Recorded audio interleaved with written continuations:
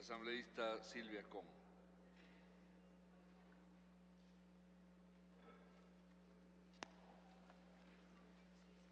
Compañeras y compañeros asambleístas, se nos ha convocado para conocer la objeción parcial emitida por el Presidente de la República a la Ley Orgánica de Garantías Jurisdiccionales y Control Constitucional, discutida y aprobada por el Congresillo en 2 debates. Esto quiere decir que no podemos proponer modificaciones al texto legal, sino simplemente referirnos si estamos o no de acuerdo con la opinión del Presidente. En esta objeción parcial, nuevamente se hace presente la falta de coherencia del régimen respecto a la protección de derechos. La Constitución, en materia de derechos, elimina la categorización de los mismos, que incluso por la vía jurisprudencial fueron agrupados anteriormente bajo la teoría de las generaciones. Derechos de primera generación o fundamentales, derechos de segunda generación o económicos y sociales, etc. Uno de los supuestos avances de esta Constitución constituiría el concebir los derechos de una teoría unitaria, para la cual todos merecen igual protección con la ponderación obvia de los mismos. No es lo mismo el derecho a la vida que el derecho a la libre asociación, por ejemplo, pero en ambos casos se encuentran protegidos. Sin embargo, el Presidente de la República, contrariando el espíritu de la Constitución que él mismo auspició, establece la diferenciación de los derechos por la vía de negar a un enorme grupo de estos de la garantía jurisdiccional de la acción de protección. Me refiero en específico a los derechos patrimoniales y a aquellos derivados de relaciones contractuales. Estos derechos, de acuerdo a lo señalado por el Presidente de la República, no pueden ser protegidos por la justicia constitucional, pues en su objeción parcial prohíbe la aplicación de medidas cautelares para la protección previa de los mismos y la aplicación de la acción de protección para su tutela.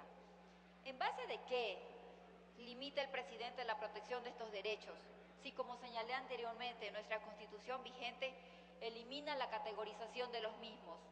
Seguramente en criterios netamente políticos, en cuyo caso nuevamente contraría la Constitución, que desde su denominación eliminó el carácter político de la norma fundamental.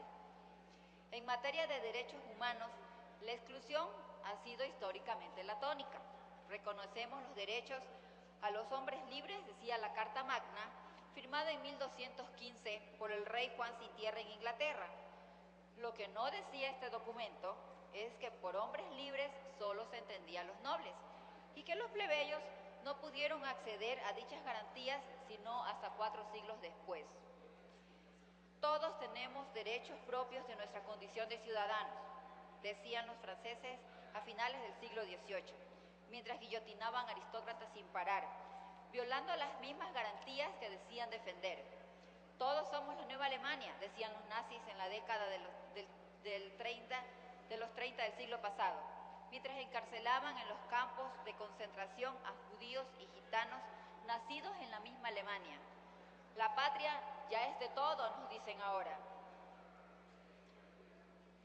Y todos los derechos están protegidos y garantizados. Todo esto mientras niegan a los derechos patrimoniales y aquellos derivados de las relaciones con la protección derivada de la aplicación de medidas cautelares. ¿Saben cuál es el problema? Que estas formas de exclusión siempre se vuelven contra los mismos que las ejercen.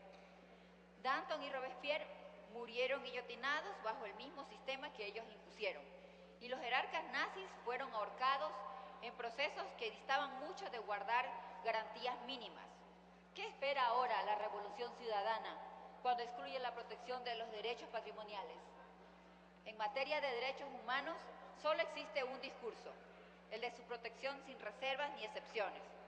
Son justamente estas excepciones las que han justificado las violaciones más graves a los derechos humanos. Siempre el poder constituye el ideario social del grupo enemigo a perseguir. Grupos sociales, grupos como los judíos, árabes, negros, homosexuales, entre otros, pueden dar fe de lo que significa ser excluido de la protección de los derechos. ¿A quién vamos a seleccionar ahora? ¿A los propietarios? Recuerden que el Ecuador es un país de pequeños propietarios y pequeños productores. ¿Vamos a negar la protección de los derechos, ya no a una minoría, sino a la mayoría?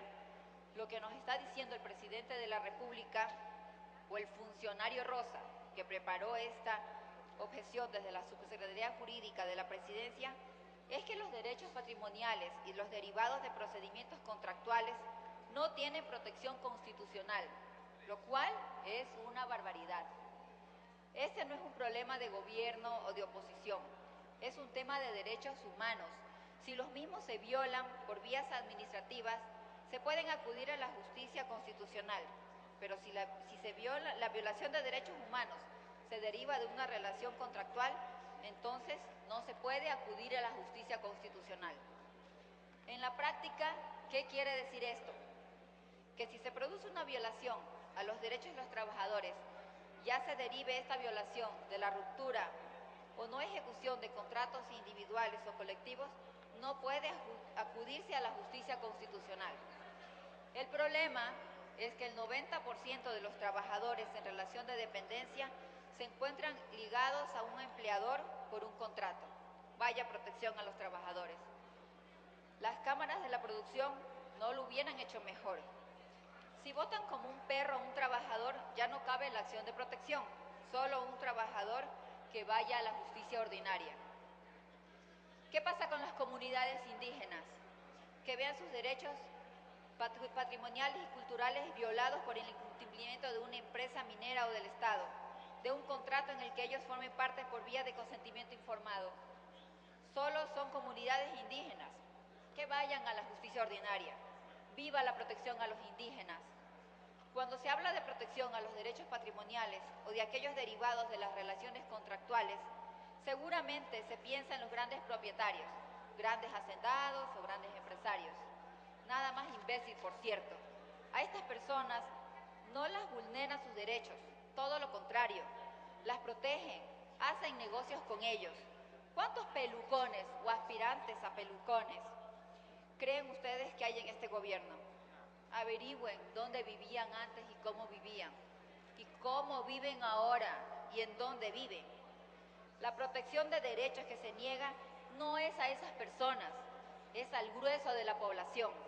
Y esto en materia de derechos humanos es inaceptable. Creo que ustedes deberían insistir en el texto original de los artículos 27 y 42 del proyecto de ley orgánica de garantías jurisdiccionales y control constitucional, porque constituye la medida más sensata, teniendo en